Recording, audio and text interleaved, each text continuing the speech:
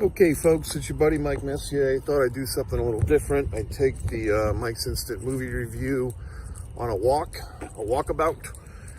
So I saw an interesting movie tonight, The Relentless Patriot. One night only event. This movie will probably be on some type of streaming sooner or later. I would think sooner. But tonight it was in the theater on a Thursday night in June of 2024. June is kind of an interesting month. It's kind of a foreshadowing to July. So let's get into it. What did I think? Should you see this movie? Should you not? I think it's a good movie to see. I think there's some things I would have done differently than the auteur, the filmmaker. I believe the name was Christopher Martini. The subject matter, Scott Lebedo, if I'm saying that correctly, Scott Lebedo. Artiste, he is the Patriot, the Relentless Patriot artist. His subject matter for a good portion of his career, at least the famous stuff, is the American flag, the stars and bars. He refers to it as the Star Spangled Banner at one point. I thought that was just the song. I could be wrong. But in any event, this movie, most of it seems like Scott's from Staten Island. He's very proud of that fact. I do have some friends in Staten Island, Evan Ginsberg, Monty and the Pharaoh, all these wonderful Staten Island people. I've been there myself. Interesting gentleman. I've been there myself once, and I did enjoy myself for the brief time I was in Staten Island. But a lot of the film takes place over the bridge, as they would say, in New York City. A lot of the events, political events, Scott has gotten himself into or interjected himself, are New York City events and protests. I guess you would call Scott a conservative protest artist, activist. He makes no bones about it. He's a Republican. He's a Donald Trump supporter. The opening montage of the movie kind of ties Scott in his endorsements with Donald Trump. That caught me off guard. I wasn't expecting that as part of this movie. As you may or may not know, I don't like to watch previews a whole lot. I went into this movie thinking, I don't know what I was thinking. I was thinking, see, I don't watch the previews. I just thought it was something about a guy who likes the American flag. I didn't know that Scott's political affiliations were so deeply tied into his career and identity. But hey, I'm there. I want to see the movie. When I first walked towards the theater, I had a funny little moment. I was kind of wearing my headpiece. I had my Brian Pillman t-shirt on. I suppose I looked a little unique. And there was these two young ladies. They looked like, mid-teens, sitting there probably waiting for a ride to pick them up. And as I walked by them, I heard one say, I guess she was saying this to me, "Will you be my dad?" So I did not respond. I didn't have a fucking funny comeback. I don't, kids, when they say these things, I never know if they're making fun of me or having fun with me or insulting me. I'd like to think it was a humorous comment. It seemed like once I thought about it, it was fucking funny. Because I guess I looked at my massive size. I looked like a father figure to this young woman. And it was just funny. And for whatever it's worth, she was of African-American descent. So the humor was really off the charts now that I think about it. So good for her. But I wish I had a funny comeback or something, or a positive word. Maybe she needed some positive light on her night. I didn't have anything. Like, there was no comeback for that. It was just funny. But who knows? Maybe it was poignant. So anyway, going back to Scott, once I got into the auditorium, see, I always decipher. See, that The building itself is the theater. I call each room an auditorium. That's how I decipher these things. The auditorium, first off, I was the only one in this auditorium for this exact film. I think most of the movie, like today is Thursday, so there's some new movies starting. I think, what's her name? Elaine from Seinfeld has a new movie starting tonight. Julie Louis-Dreyfus. Bad Boys is still doing well. There's Inside Out 2. This movie kind of got lost in the sauce a bit. I was the only person in the auditorium for this presentation. And I also noticed this movie was not playing in other states. I was trying to reference a friend of mine to see in Massachusetts, but it was not playing near him. When the movie started, and also during the previews, I noticed the volume was not very loud. It was passable. I could hear it. It just wasn't comfortable. Now, a normal asshole would just sit there in the theater and just silently be miserable, and just after the movie ended say, oh, I couldn't hear anything. I'm the type of asshole, I'll get out of my goddamn seat, I'll walk down the aisle. I had to wait patiently. There was nobody at customer service.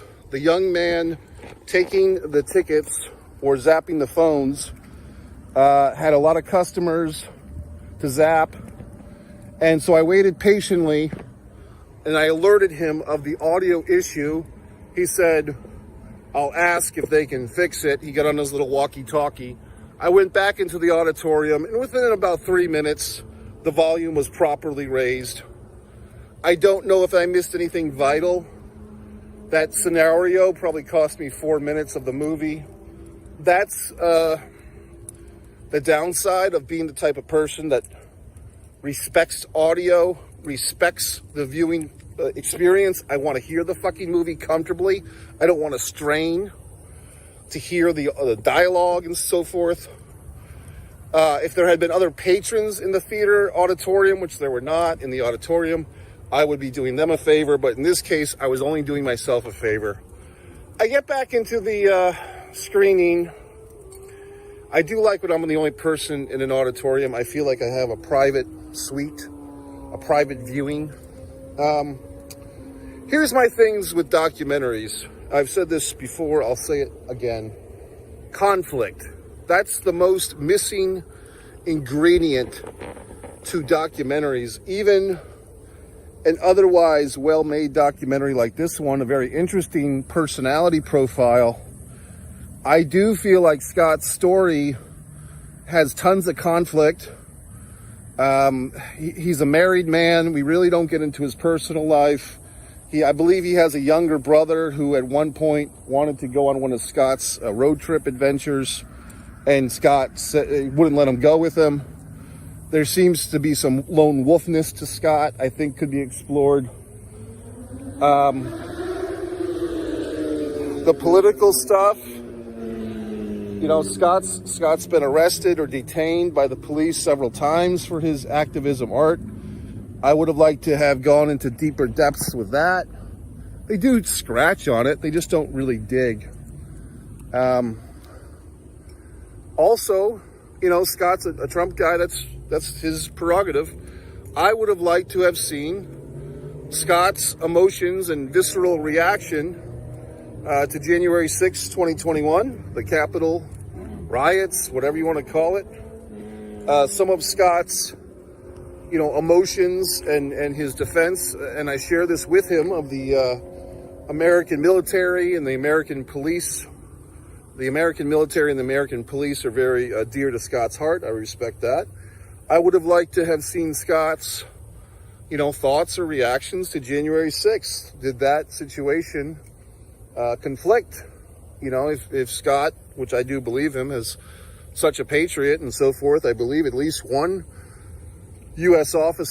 police officer was killed during the January 6th riots, which, you know, you say what you want, but to me, Trump provoked that situation. At least he didn't do everything he could to prevent it. And I feel like Scott's, you know, How did Scott stand on that once that situation broke down? Of course, we may not get that because Rudy Giuliani is basically the second from the top talking head in this film. Giuliani actually sounds pretty good in this movie. He sits at a desk. He just talks about Scott for the most part and Scott's role in things. And Giuliani looks, very official and all that. But I guess that being said, you're not going to find anything in this film that shows any type of conflict within Scott of his support of Trump. But what I really enjoyed, because that Trump stuff really bookended the movie, like the first 5 or 6 minutes and then maybe the last 20, I found the stuff inside of that more interesting. And Scott has a lot of good quotes, a lot of good sound bites. A smart guy.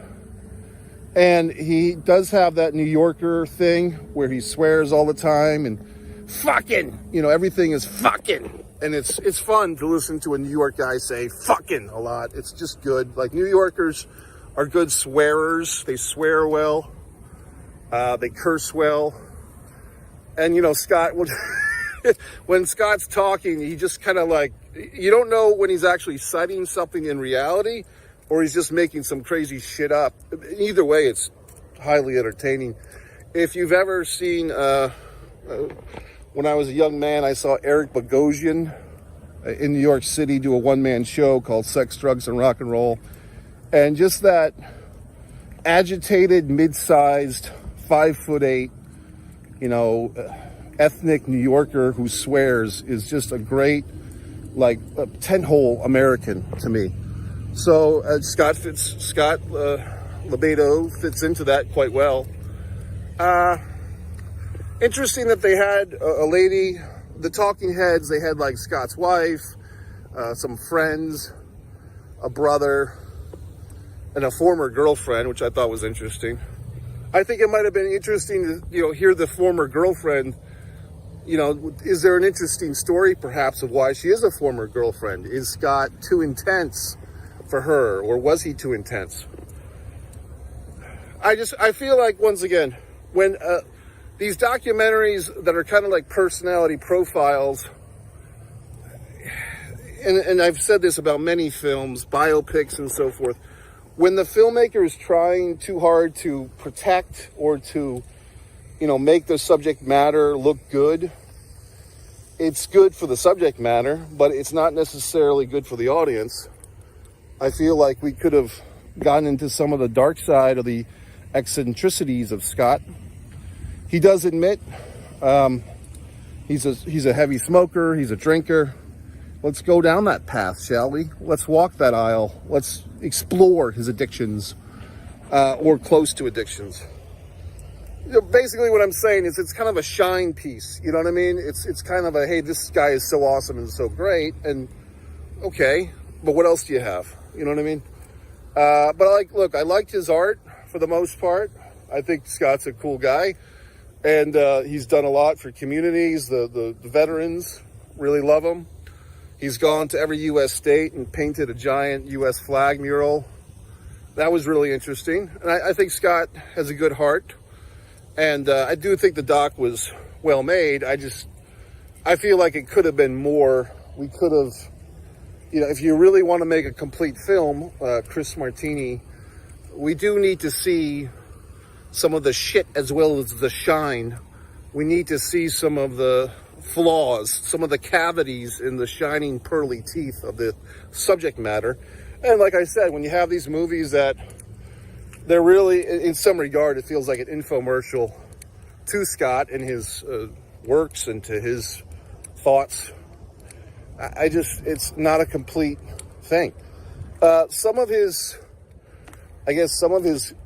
cartoons, and there was a quote from one friend towards the end that said, like, art can be divisive or something, she was saying, and they showed a couple of little cartoons of, it looked like Michael Moore, the documentarian, and Scott had done some type of, antagonistic or mocking Michael Moore. And he's done that with Biden and so forth. But Are there some stories there? Are there some anecdotes of Scott? Does he ever regret doing some of this stuff, or has there been some hurt feelings along the way? I don't know. I'm just saying, I don't think that they left that stone unturned, which was the negative side of all the stuff that he's doing. Because look, as an artist, and I can understand this, you know, as a visual artist, you might have seen one artist, Mike Messier, My Wonderful Acrylics. There's a plane. My Wonderful Abstract Acrylics on one Mike Messier. You might have seen, you know, for me, art shouldn't be restrained or shouldn't be censored and so forth. But I would like to see more of a conversation in this documentary about some of perhaps negative stuff, or people that were opposed to Scott. You know, some of these talking heads that were so pro-Scott, we could have replaced 2 or 3 of those with some anti-Scott guys. You know, if you want to paint a picture, then paint with all the colors, okay? So anyway, The Relentless Patriot, I do give it a thumbs up. I do give it probably 3 out of 5. I was more intrigued by the subject matter, Scott himself, than I wasn't. And I did like all the footage from the 90s and so forth. And they did do a good job with the archive footage and seaming it all together. I just feel like it was not a complete picture because, you know, conflict, man versus man, man versus nature, man versus himself. I'm not really sure watching this, you know, man versus the system, it felt like. But I feel like of all the conflicts we could have had, the man versus himself, like Scott's own inner turmoil, and just looking at the guy, you know that there's something there. I mean, like I said, he said it himself. He does smoke a lot. He does, you know, drink a lot. He swears a lot. He's one of these edgy guys that's just like a tightly coiled guy. He even goes into this thing about the rattlesnake. The rattlesnake is you can only find it in North America. That was interesting.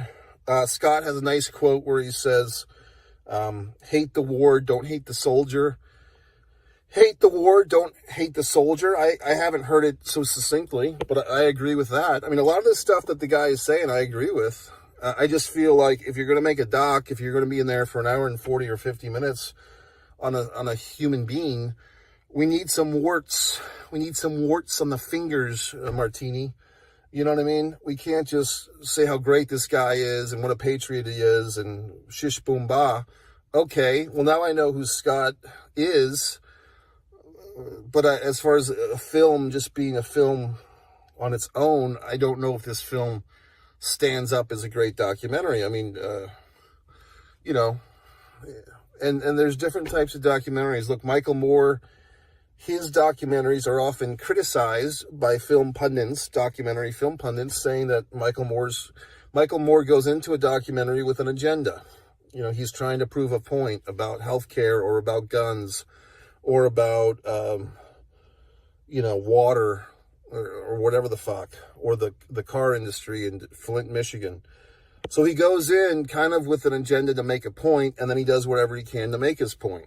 And with this movie, it kind of falls into a similar trap, which is we're going to introduce the world, or at least people that don't know about Scott, to him and to his art, but we're going to paint a very favorable picture. And I need some negative space, Martini and Scott. I need some negativity to really endorse this film totally. But, you know, that's just me. I mean, I have high standards for this thing we call film, we call cinema. So anyway, folks, like I said, reflecting upon the evening, I wish I had a snappy comeback for that young lady and her friend that asked me to be their father, or just the one. Funny, you know what I mean? It's like, are these kids making fun of me? Are they making fun with me? You know, humor, or it's poignancy. Who the fuck knows? I mean, but the audio, I fight for the audio. Okay, just like Scott fights for America, I fight for good audio.